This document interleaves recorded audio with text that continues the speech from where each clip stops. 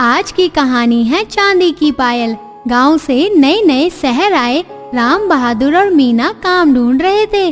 राम बहादुर के गांव का दोस्त हरिया उसे काम दिलवा देता है। मजदूरी का काम मिलने से राम बहादुर बहुत खुश था। इधर मीना ने सड़क के किनारे पटरी पर एक छोटा सा तंबू बनाकर उसमें अपनी गृहस्थी जमा ली थी। एक नन्ही सी बेटी कंचन, जो कि अभी बस 6 साल की थी, उसे कुछ समझ नहीं आ रहा था। नई जगह, इतनी भीड़, ये सब देखकर वो डर रही थी। मीना ने कंचन को अपनी गोद में बिठाया और कहा, बेटा डरो नहीं, हम शहर में आए हैं, यहाँ बहुत पैसा कमाएंगे और तुझे अच्छे से पढ़ाएंगे। माँ, हमारे गांव में इतना बड़ा मकान था, उसे छोड़कर यहाँ छोटे से पन्नी के मकान में क्यों आ गए?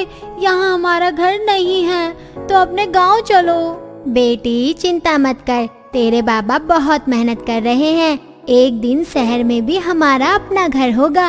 और शाम को राम बहादुर वापस आया। उसे जो मजदूरी से पैसे मिले थे, उनसे वो खाना बनाने का सामान ले आया। मीना ने वहीं पास में चूल्हा बनाकर खाना तैयार किया। फिर तीनों खाकर अपने छोटे से तंबू में जाकर सोने लगे। मीना ने राम बहादुर से कंचन की बात की। राम बहादुर ने कहा, अगर सही से काम मिलता रहा और कुछ पैसे बच गए तो किराए पर एक छोटा सा कमरा ले लेंगे। अगले दिन राम बहादुर काम पर चला जाता है। मीना कंचन को लेकर काम ढूंढने निकलती है। अपने तंबू को बंद करके दोनों माँ बेटी पास ही के गली में पहुँच जाती हैं। मीना कई घरों में झाड़ू पोछे के काम के लिए कहती है, लेकिन उसे कहीं भी काम नहीं मिलता।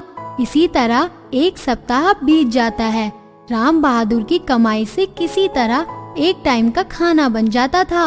एक दिन मीना और कंचन काम ढूंढने जा रहे थे।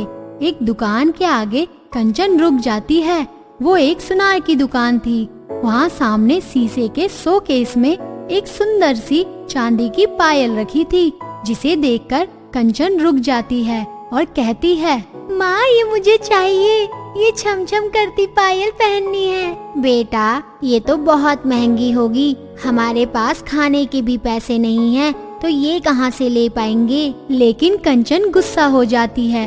वो जिद करने लगती है। मीना उसे किसी तरह समझाकर वापस ले आती है। शाम को कंचन बिना खाना खाए सो जाती है। मीना राम बहादुर को सारी बात बताती है।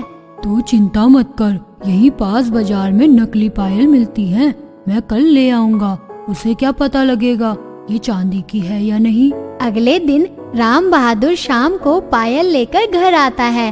कंचन बहुत खुश हो जाती है। 2 दिन बाद मीना के साथ कंचन वापस उसी दुकान के आगे से गुजरती है। वहाँ उसे वो चांदी की पायल दिखती है। कंचन दोनों पायल को मिलाने लगती है। उस चांदी की पायल के सामने अपनी पायल उसे फीकी नजर आती है। कंचन अपनी माँ से कहती है, माँ तुमने मुझे नकली पायल लाकर दी, असली देखो कितनी चमक रही है। अरे बेटी ये पुरानी हो गई है, वो नई है ना, इसीलिए ऐसा लग रहा है। लेकिन कंचन को मीना की बात पर विश्वास नहीं होता। वो फिर से गुस्सा होकर घर आ जाती है। शाम के समय राम बहादुर घर वापस आता है। राम बहादुर कहता है, अरे सुन, मुझे एक जगह काम मिल गया और रहने की जगह भी। साथ ही मेरे सेठ के घर में मैंने तेरे लिए भी बात कर ली है, उनके ही घर में रहेंगे और काम करेंगे। और मीना कंचन के सो जाने के बाद राम बहादुर को सारी बात बताती है। और राम बहादुर कहता है, चल देखते हैं, पहले ये काम तो हो जाए। अगले दिन तीनों सेठ के घर पहुंच जाते हैं। राम बहादुर सेठ के कारखाने में काम करता था और मीना सेठ के घर में काम करने लगी थी। एक दिन कंचन बाहर बरामदे में बैठी थी। मीना झाड़ू पोछा लगा रही थी। तभी सेठ जी की बेटी वहां आई। कंचन ने देखा, उसने वही चांदी की पायल पहन रखी थी। उसे देखकर कंचन जोर जोर से रोने लगी। कंचन का रोना सुनकर मीना दौड़कर उसके पास आई। सेठ सेठानी राम बहादुर भी वहीं आ गए। मीना ने कंचन को किसी तरह चुप कराया। फिर रोने का कारण पूछा तो कंचन ने कहा, माँ इसने वही पायल पहन रखी है जिसे मैंने दुकान में देखा था, अब मैं क्या पहनूंगी। सेठ जी ने पूछा तो राम बहादुर ने सारी बात बता दी। यह सुनकर सेठ जी ने कहा, अरे बच्चे सबके एक जैसे होते हैं, चल मैं इसके लिए तुझे पायल दिला देता हूँ, थोड़े थोड़े पैसे मजदूरी में से कटवा लेना। और शाम को वापस आते समय सेठ जी ने कंचन के लिए पायल खरीद ली। राम बहादुर ने कंचन को पायल दी तो वो बहुत खुश हुई। अगले 7 महीने तक मीना और राम बहादुर अपनी मजदूरी में से थोड़े थोड़े पैसे कटवा रहे थे। तो दोस्तों, हमें इस कहानी से ये शिक्षा मिलती है कि अपने बच्चे की एक खुशी के लिए माता पिता बहुत कष्ट उठाते हैं, तो बच्चों को भी अपने माता पिता का आदर सम्मान करना चाहिए।